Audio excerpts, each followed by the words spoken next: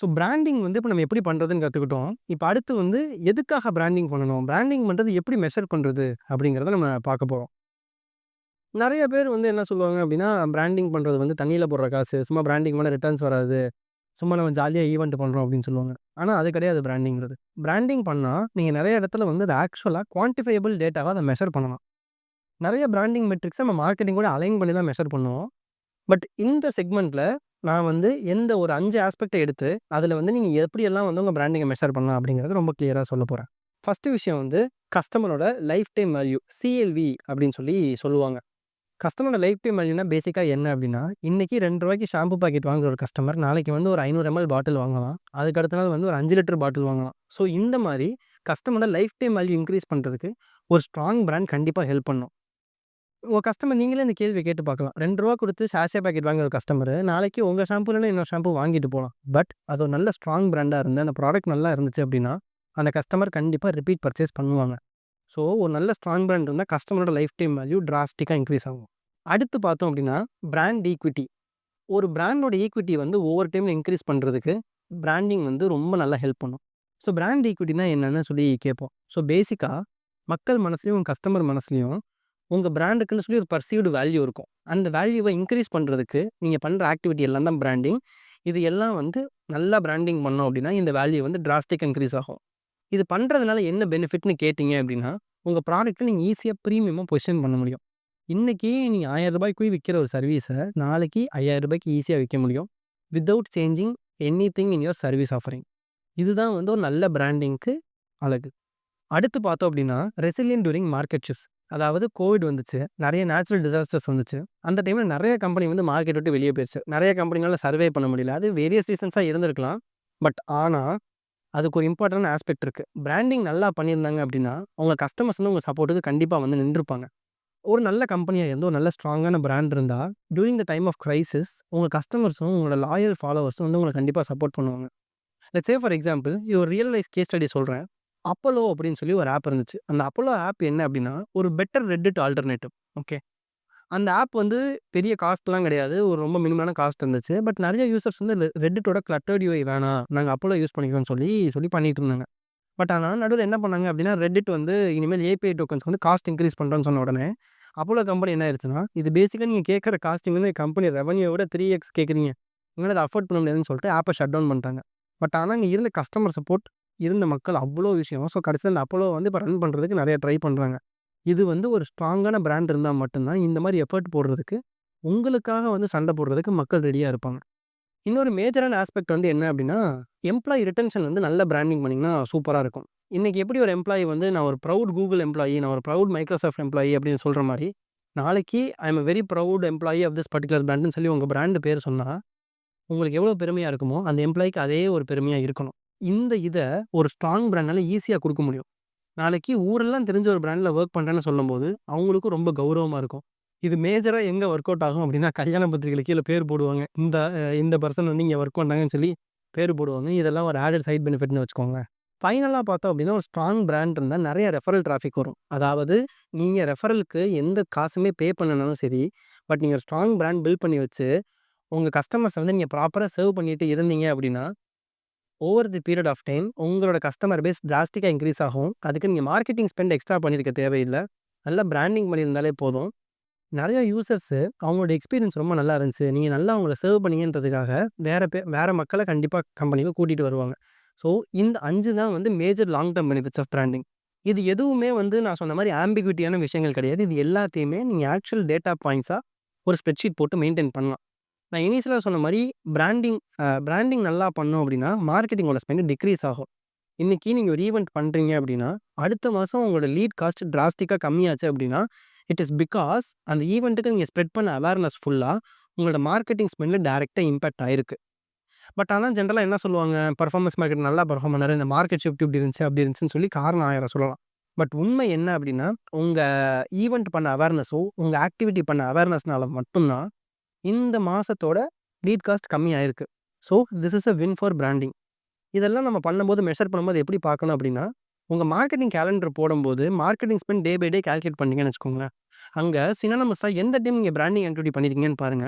If there is significant shift in cost per lead for marketing, then it clearly proves that branding has worked.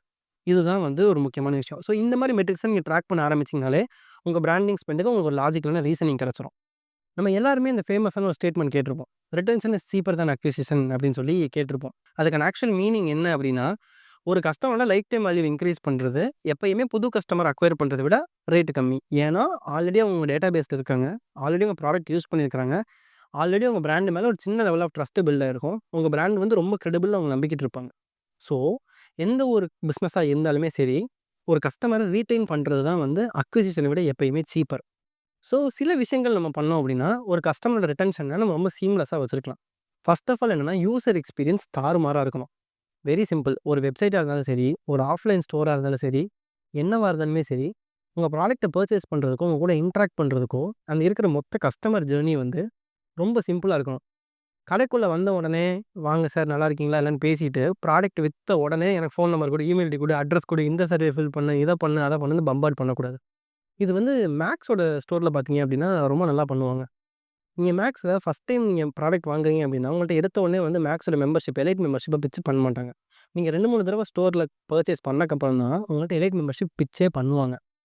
இது வந்து ஒரு easy way to retain customers.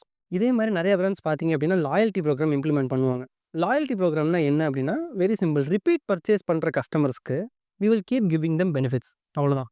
கொஞ்சம் வருஷத்துக்கு முன்னாடி Starbucks வந்து ஒரு சின்ன கேம்பெயின் ரன் பண்ணாங்க. எவ்ரி 4த் காஃபி இஸ் ஆன் அஸ் அப்படின்னு சொல்லி ஒரு கேம்பெயின் ரன் பண்ணாங்க. அதாவது நீங்க Starbucksல 3 காஃபி பர்ச்சேஸ் பண்ணீங்க அப்படின்னா, 4வது காஃபிக்கு Starbucks உங்களுக்கு பே பண்ணும். இது வந்து எதுக்காக பண்றாங்க அப்படின்னா, டெய்லி வாக்கின்ஸ் கொண்டு வரணும் அப்படின்றதுக்காக பண்ணுவாங்க.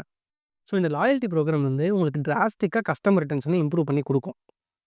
எந்த ஒரு பிராண்டா இருந்தாலும் சரி, ப்ராப்பரா லாயல்டி ப்ரோகிராம் பண்ணுங்க. லாயல்டி ப்ரோகிராம் டிஸ்கவுண்ட் மட்டும் குடுக்கறத ஃபோக்கஸா வச்சுக்காதீங்க. நெறைய ஃப்ரீ ஆஸ்பெக்ட்ஸ் குடுங்க.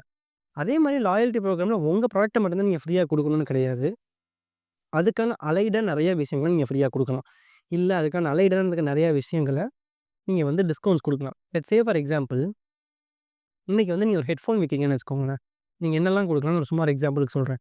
Apple மியூசிக்கோ, Spotifyக்கோ ஒரு 3 மந்த்ஸ் சப்ஸ்கிரிப்ஷன் குடுக்கலாம். இல்ல Audibleக்கு வந்து ஒரு 2 மந்த்ஸ் சப்ஸ்கிரிப்ஷன் குடுக்கலாம். ஸோ இந்த மாரி அலைடான ப்ராடக்ட்ஸ்க்கு நீங்க சப்ஸ்கிரிப்ஷன்ஸ் குடுத்தாலோ, இல்ல அலைடான ப்ராடக்ட்ஸ்க்கு நீங்க கூப்பன்ஸ் குடுத்தாலோ, மக்களுக்கு உங்க ரிட்டன்ஷன் அதிகமா இருக்கும். இந்த மாரி சில விஷயங்கள் பண்ணீங்க அப்படின்னா, ஒரு கஸ்டமர அக்வயர் பண்றத விட ரீட்டெயின் பண்றது ரொம்ப ஈஸி. அண்ட் நான் முன்னாடியே சொன்ன மாரி, ரீட்டெயின் பண்றதோட காஸ்ட் வந்து ரொம்ப ரொம்ப ரொம்ப கம்மி. அண்ட் இந்த மாரி மல்டிபிள் பர்ச்சேஸ் பண்ணி ரீட்டெயின் ஆகுற கஸ்டமர்ஸ் தான் உங்களுக்கு மத்த லாயல் கஸ்டமர்ஸ கூட்டிட்டு வருவாங்க. சரி, ஓகே. நான் ஒரு நல்ல சினாரியோ உங்களுக்கு சொல்றேன். நீங்க வந்து கொஞ்சம் வருஷமா கம்பெனி நடத்திக்கிட்டு இருக்கீங்க. நெறைய இப்ப நான் சொன்ன நெறைய ஆக்டிவிட்டி எல்லாம் பண்ணிட்டீங்க. இல்ல அந்த கோர்ஸ் வாங்குறதுக்கு முன்னாடியே நீங்க இதில நெறைய விஷயங்கள் பண்ணியிருக்கீங்க. ப்ராபபிலி அந்த கோர்ஸ் வந்து நெறைய விஷயத்துக்கு லேபிள் போட்டுச்சுன்னு வச்சுக்கோங்களேன். இப்போ ஒரு கேள்வி கேளுங்க. ப்ராம்ப்ட் பண்ணாம எத்தன பேருக்கு உங்க கம்பெனி நேம் ஞாபகம் வருது? இப்போ நான் டயர்ன்னு சொன்ன உடனே உங்களுக்கு எம்ஆர்எஃப் டயர் ஞாபகம் வரும். மிஷிகன் டயர் ஞாபகம் வருதா? கிடையாது. எம்ஆர்எஃப் டயர் தான் ஞாபகம் வரும். ஏன்னா இந்தியால எம்ஆர்எஃப்ங்கிறது டயர் கூட அவ்ளோ சிக்னிஃபிகன்ட்டான ஒரு விஷயம். அண்ட் ஆப்வியஸ்லி சச்சின் கூட பார்ட்னர்ஷிப் பண்ணது இன்னொரு மேஜரான ஒரு ஃபேக்டர்.